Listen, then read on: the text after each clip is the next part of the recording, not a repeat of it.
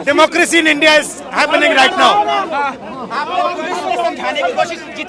Katu kaningot kinangilam jangka seng Kongres bakuntup yu Rahul Gandhi ka Priyanka Gandhi bat Malik Arjun Kharge hargat ki menteri rangwa jangka jala Karnataka bat Kerala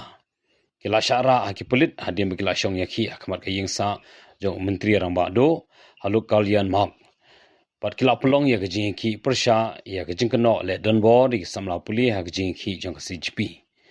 ki MP ka Kongres bakinangilam barangba kila perta persha yu